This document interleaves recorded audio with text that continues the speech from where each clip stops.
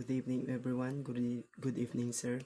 So tonight, to, tonight I will be discussing business pitching. This topic focuses on understanding how to effectively present a business idea in a clear, convincing, and professional manner. So I am Victor Anyas Coelho, your student teacher for tonight's lesson. So before we proceed, we will let's have our lesson objectives. So I guess at the end of this lesson, you are expected to first identify the key concept of business pitching, such as important types, problem solution, target market, and value proposition. Second, present and organize business pitching using proper communication, body language business pitching using proper body language and visual aids. And third, explain a business proposal confidently by responding professionally to questions using database answers and improving through feedback. So I think you have the you have the objectives now.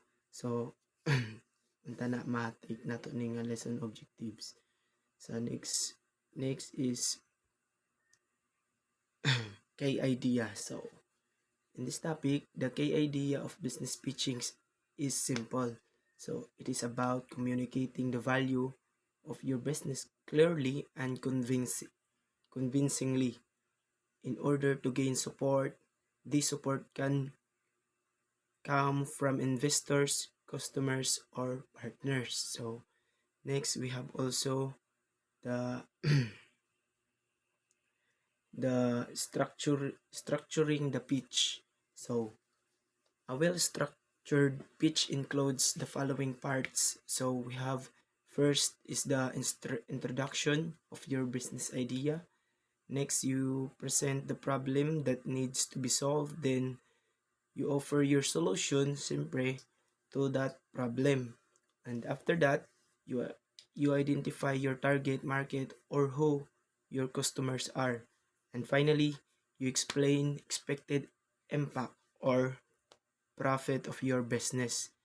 Then let's have the organizing key information. So when when organizing your pitch, it is important to focus only on essential details. So keep your message clearly and concise. So that's very important also. Then highlight the features and benefits of your product or services. So dapat imo jud na siyang ipa-highlight or imuhang yung ipakita kung unsa ang mga features and benefits of your product, no, or services. And most importantly is show your competitive advantages. What makes your idea better than others. So dapat dili kay ingon nga mo copy lang ta sa uban. Dapat atong i-target nga naay atoa nga wala sa ila, no.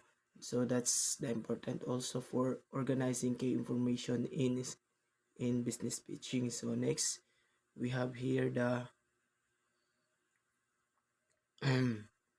aligning with audience needs. So a good pitch is audience centered. So you must first identify who your audience is. If you are speaking to investors, they are more interested in profit and return on investment. Siyempre, dapat maugod na ilang ginagain or apas.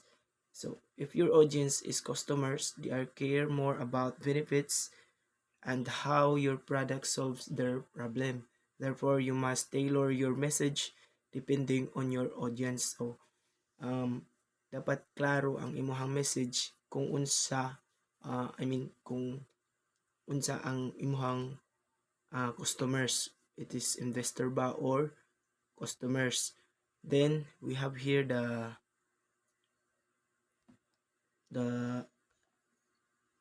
effective pitch implements. So An effective pitch implements has three key implements: a clear structure, so your ideas are easy to follow; organized content, so your message is logical; and audience-centered communication, so your pitch connects with the listeners.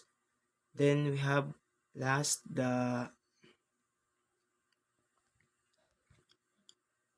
important reminders. So these are the important reminder in making a business pitch. No, mark.